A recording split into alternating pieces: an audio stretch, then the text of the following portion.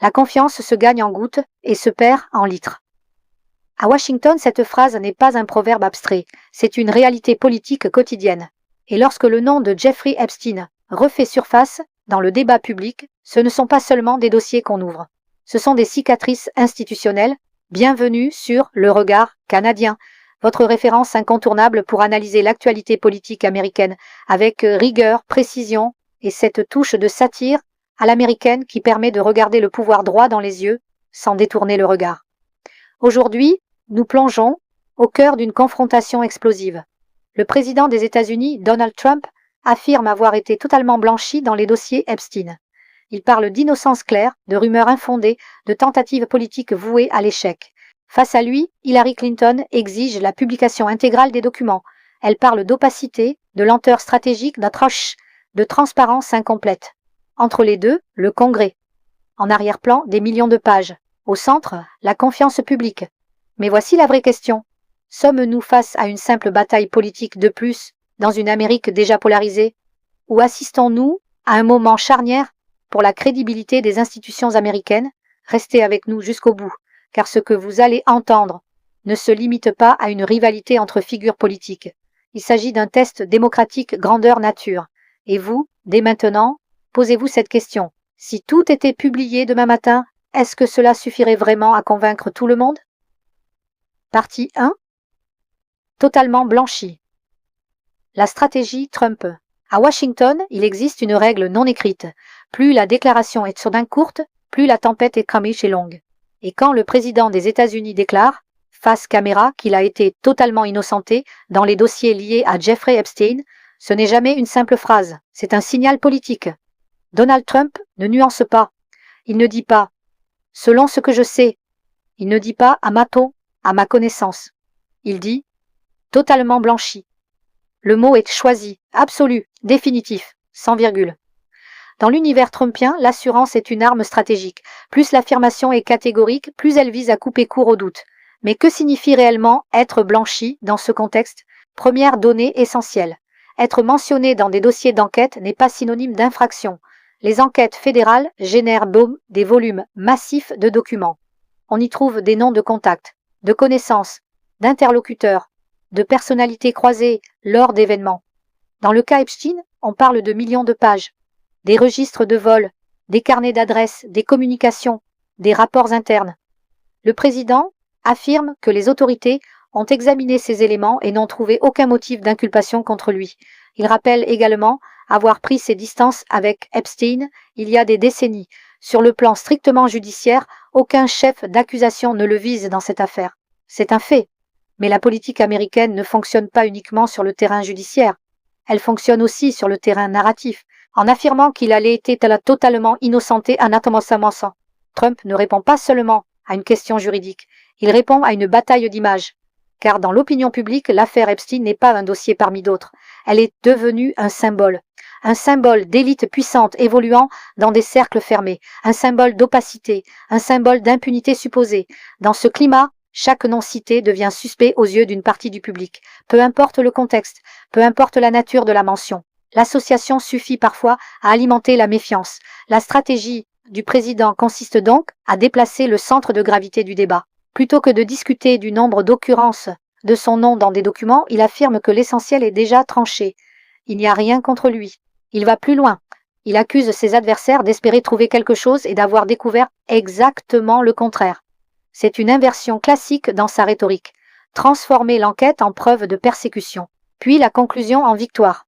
Autre élément central de sa défense, la distance temporelle.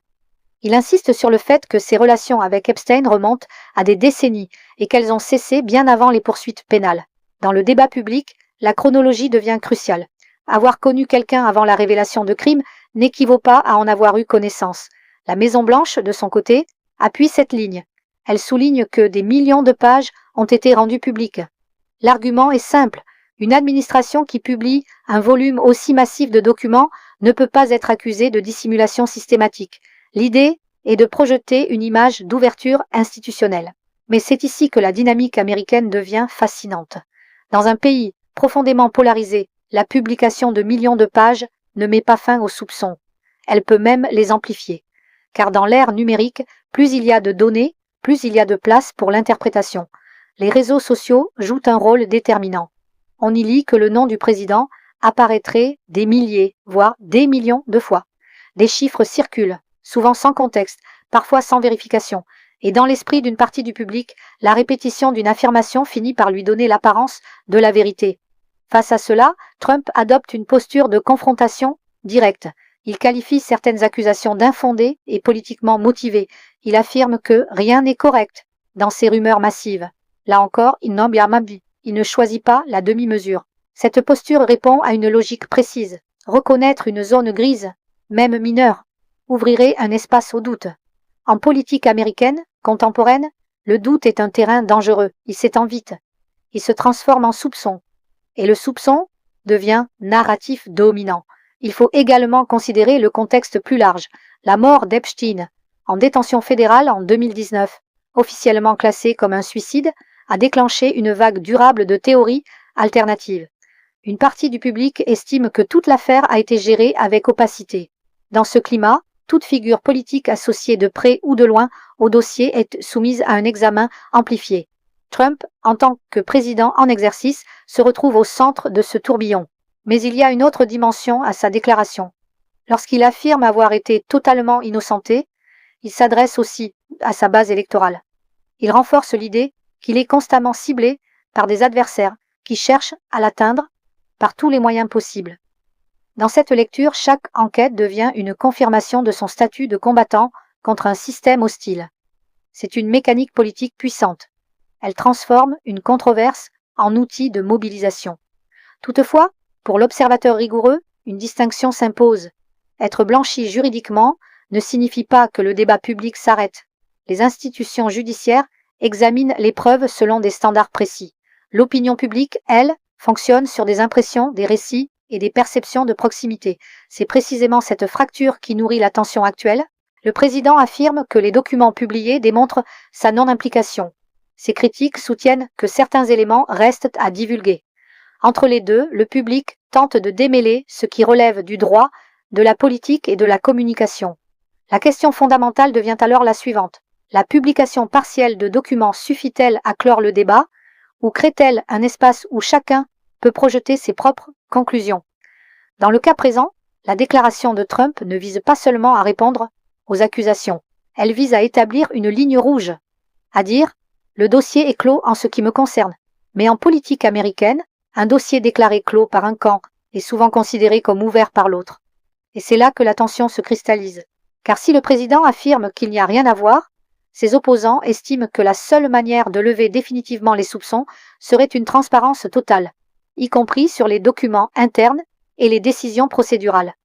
La bataille ne porte donc pas uniquement sur les faits, elle porte sur la confiance, confiance dans les institutions, confiance dans la parole présidentielle, confiance dans la gestion d'une affaire qui touche aux élites et à des crimes graves.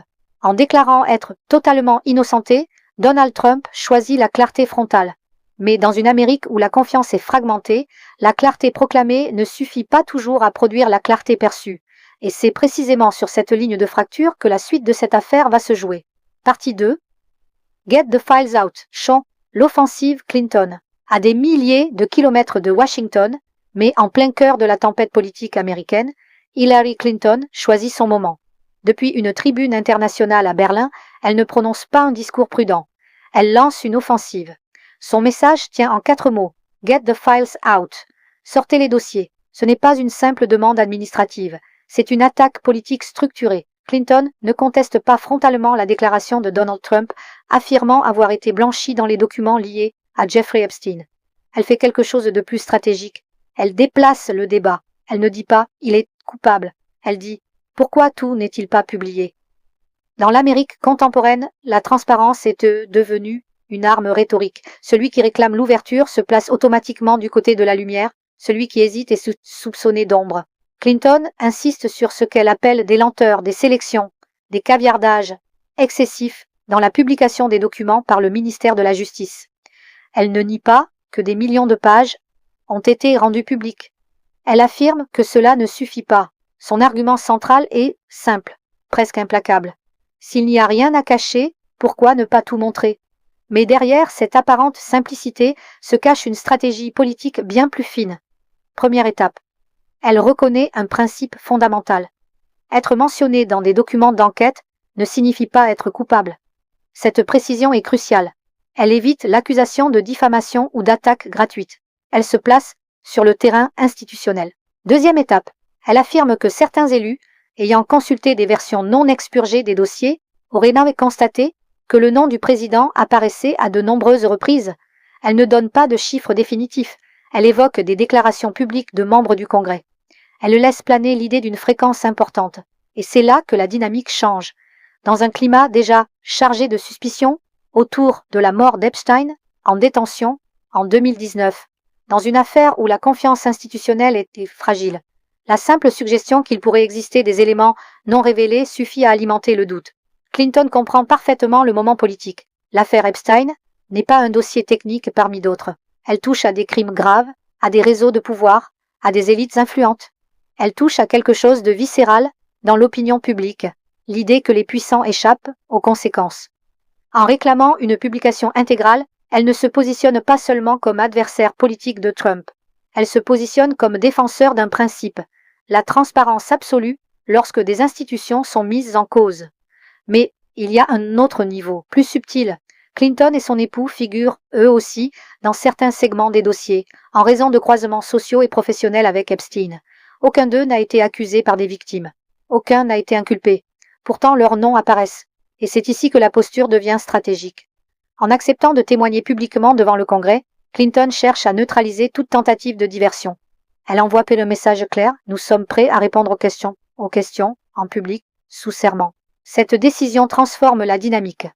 Au lieu d'être sur la défensive, elle adopte une posture offensive.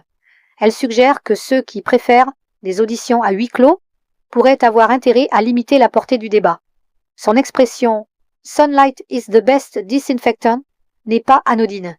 Elle convoque une tradition américaine profonde, l'idée que la lumière publique purifie les institutions. Mais la question centrale demeure. La transparence totale est-elle réellement possible? Le ministère de la Justice affirme que certains documents ont été retenus pour des raisons légales précises, protection de données médicales sensibles, informations concernant des mineurs, éléments susceptibles d'affecter des procédures en cours. Dans toute enquête de cette ampleur, ces restrictions existent. Clinton, elle, ne nie pas ces contraintes. Elle soutient qu'elles ne suffisent pas à expliquer l'ampleur des omissions perçues. C'est là que la bataille narrative s'intensifie. D'un côté, l'administration affirme avoir coopéré avec les demandes du Congrès et publié un volume inédit de documents. De l'autre, Clinton affirme qu'une sélection reste opérée et que cette sélection nourrit la suspicion. Dans un système hyper polarisé, chaque camp parle à son public, mais cette fois, la ligne de fracture dépasse les partis. Des élus républicains et démocrates ont exprimé le souhait de voir davantage de documents internes, notamment des mémos expliquant certaines décisions de poursuite. Clinton s'inscrit donc dans un courant plus large de demandes de clarté. Elle tente de transformer une controverse ciblée en débat institutionnel. Mais il y a aussi un calcul politique évident. En focalisant l'attention sur la transparence de l'administration Trump, elle déplace le centre de gravité médiatique. Elle transforme une déclaration présidentielle de blanchiment total en question ouverte. Blanchiment sur la base de quel document exactement? La nuance est puissante. Car dans l'espace public, une affirmation catégorique appelle souvent une vérification exhaustive. Et si la vérification n'est pas totale, le doute persiste. La force de la stratégie Clinton réside dans sa capacité à se placer du côté du principe plutôt que de l'accusation. Elle ne déclare pas que Trump est coupable. Elle déclare que le public mérite de savoir. Ce positionnement rend la réponse difficile. S'opposer frontalement à une demande de transparence peut apparaître comme suspect. Accepter totalement expose à des risques imprévisibles. Dans cette configuration, la bataille devient moins juridique que symbolique. Elle touche à la confiance dans le ministère de la Justice. Elle touche à la crédibilité de la Maison-Blanche. Elle touche à la perception d'égalité devant la loi. Clinton affirme que toute personne sollicitée pour témoigner devrait le faire. Pas d'exception. Pas de privilège implicite. Ce discours résonne fortement dans un climat où une partie de l'opinion estime que les élites bénéficient d'un traitement particulier. Mais l'équilibre reste fragile, car si la transparence absolue est un idéal démocratique, elle se heurte à des contraintes légales réelles. Publier intégralement des documents impliquant des victimes mineures ou des données sensibles, posent des problèmes éthiques majeurs. C'est précisément dans cette zone grise que se joue la confrontation. Clinton pousse vers la lumière maximale. L'administration invoque les limites légales. Le public observe, partagé entre méfiance et fatigue. Et pendant que cette tension monte, une réalité demeure. Plus le débat se concentre sur ce qui n'a pas été publié, plus la question initiale, la déclaration de blanchiment du président, reste en suspens dans l'esprit de nombreux citoyens. Ainsi le chapitre ne se referme pas, il s'élargit. Ce qui avait commencé comme une affirmation présidentielle devient une confrontation institutionnelle. Ce qui semblait être une défense individuelle se transforme en débat sur la transparence de l'État. Et à mesure que les auditions approchent, que les témoignages se préparent, que les commissions s'activent, une question domine désormais le paysage politique américain. La lumière réclamée dissipera-t-elle les soupçons ou révélera-t-elle de nouvelles zones d'ombre? C'est cette tension qui nous conduit naturellement vers la suite. Partie 3. Le Congrès entre en scène. Quand la politique devient procédure à Washington, il y a un moment précis où une controverse cesse d'être une bataille médiatique pour devenir une affaire institutionnelle. Ce moment, c'est lorsque le Congrès s'en saisit officiellement. Et dans le dossier lié à Jeffrey Epstein, ce moment est arrivé. La commission de surveillance de la Chambre des représentants ouvre la porte, sort les classeurs, convoque les juristes et commence à poser la question qui change tout. Qui savait quoi et quand? Dès lors, le débat quitte le terrain des déclarations présidentielles et des tribunes internationales. Il entre dans le monde beaucoup plus froid et beaucoup plus dangereux des mémos internes, des décisions de poursuite, des échanges entre procureurs et des explications décrites noir sur blanc. C'est là que l'affaire prend une nouvelle dimension. Des élus des deux partis demandent davantage que les millions de pages déjà publiées. Ils réclament les communications internes du ministère de la Justice. Ils veulent comprendre pourquoi certaines pistes n'ont pas été explorées plus loin, pourquoi certaines décisions ont été prises, pourquoi d'autres ne l'ont pas été. Autrement dit, ils ne veulent plus seulement voir les faits, ils veulent voir la mécanique. Et c'est précisément ce qui inquiète toute administration, quelle qu'elle soit. Car les documents internes racontent une histoire différente des communiqués officiels. Ils montrent les hésitations, les désaccords, les stratégies. Ils révèlent comment une décision est construite, négociée, parfois compromise. Dans ce contexte, la Maison-Blanche insiste. L'administration a coopéré. Elle a répondu aux assignations. Elle a publié plus de documents que jamais auparavant dans une affaire comparable. Elle affirme que les limites restantes sont dictées par la loi. Protection des données sensibles, respect des victimes, enquête connexe. Sur le plan juridique, cet argument tient. Toute divulgation massive implique des arbitrages. On ne publie pas des informations impliquant des mineurs ou des éléments médicaux sans précaution. Mais en politique, la nuance juridique a rarement le même impact que la suspicion publique. Le Congrès le sait. C'est pourquoi certains élus veulent aller plus loin. Ils réclament les justifications écrites des procureurs, les analyses internes expliquant pourquoi certains témoignages n'ont pas conduit à des inculpations supplémentaires. Les discussions sur la stratégie adoptée après l'arrestation d'Epstein en 2019 et pendant la procédure visant Ghislaine Maxwell. Ce point est central. Maxwell purge aujourd'hui une peine de 20 ans pour son rôle dans le réseau d'exploitation. Son procès a établi des faits criminels graves. Mais pour une partie du public, une question persiste. Le réseau était-il plus large? Des personnes puissantes ont-elles échappé à des poursuites? Le Congrès n'affirme pas que c'est le cas. Il demande les éléments permettant d'évaluer si les décisions ont été prises de manière impartiale. C'est ici que la tension institutionnelle devient palpable.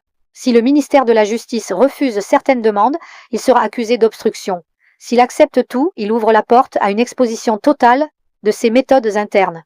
Dans un système déjà polarisé, chaque choix a un coût politique.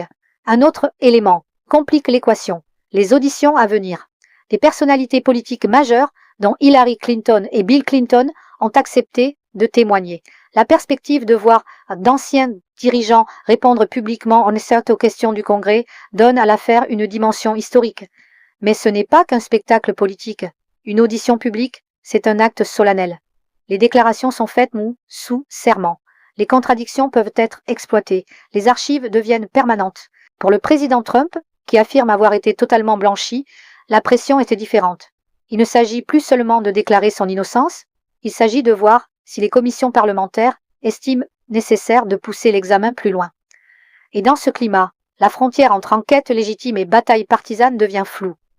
Certains élus républicains soutiennent que les demandes excessives visent à affaiblir le président politiquement. Certains démocrates estiment que la seule manière de restaurer la confiance est d'aller au bout des investigations. Le Congrès se retrouve ainsi dans une position délicate. S'il agit trop timidement, il sera accusé de protéger le pouvoir exécutif.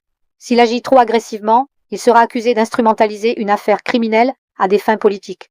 Mais derrière cette lutte procédurale se cache une réalité plus profonde.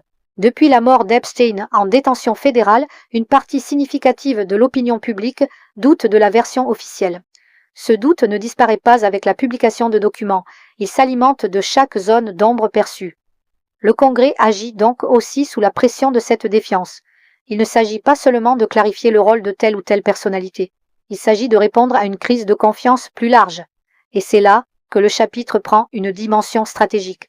Car si les commissions parviennent à démontrer que les décisions ont été prises selon des critères strictement juridiques, cela pourrait apaiser les tensions. Mais si des incohérences apparaissent, même mineures, elles seront amplifiées dans l'espace médiatique. En Amérique, un mémo interne peut devenir une bombe politique.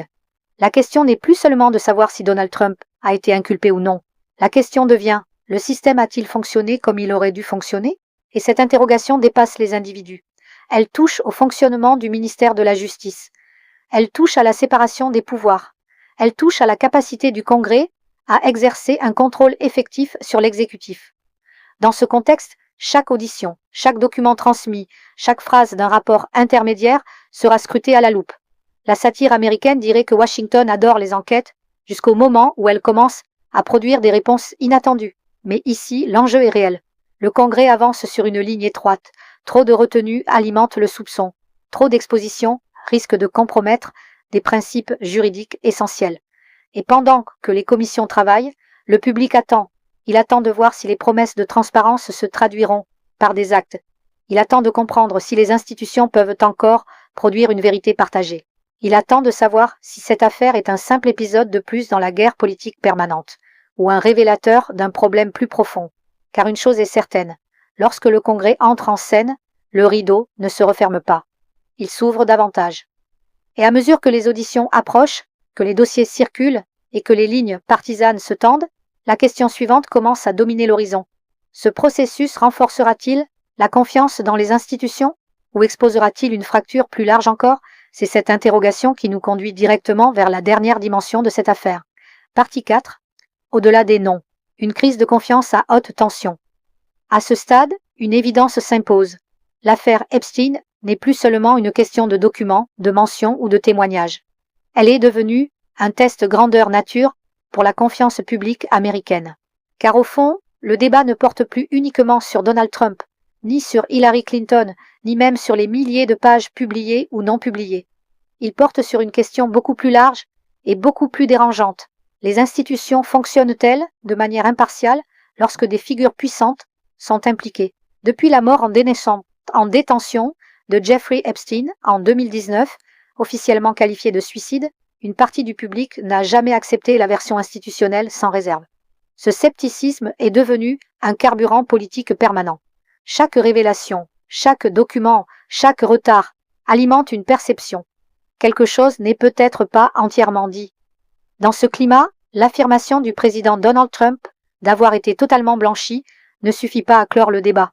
Et l'exigence de transparence totale portée par Hillary Clinton ne suffit pas non plus à apaiser les doutes, parce que le problème dépasse les individus. Il touche à une tension structurelle.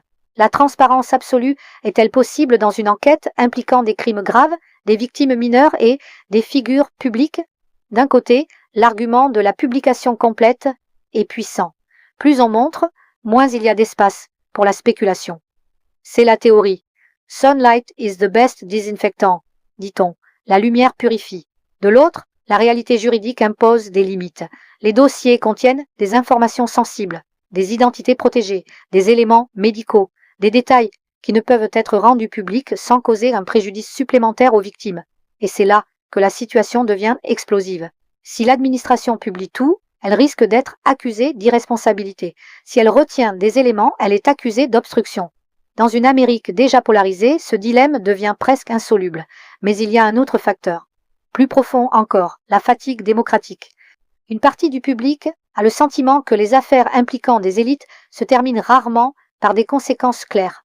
Le procès de Ghislaine Maxwell a abouti à une condamnation lourde.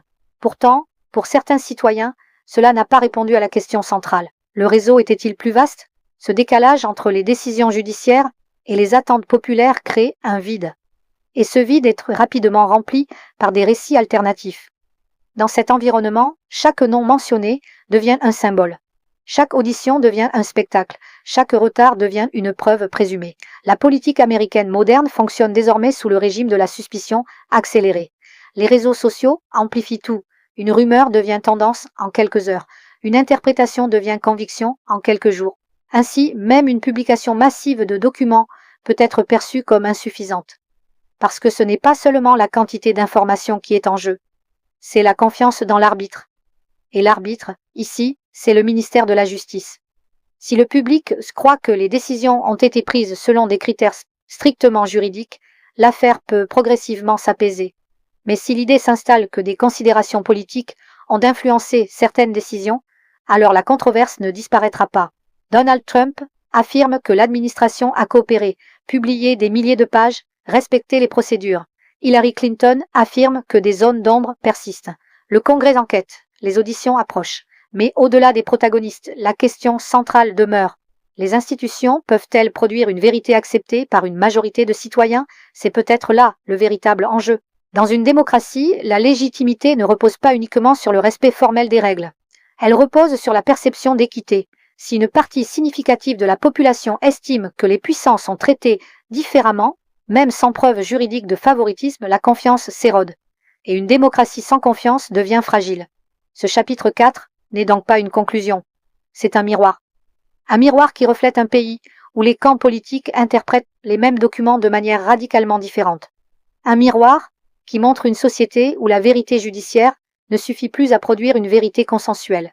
Un miroir qui pose une question dérangeante. Dans un climat de polarisation extrême, la transparence peut-elle encore unifier ou devient-elle elle-même un champ de bataille?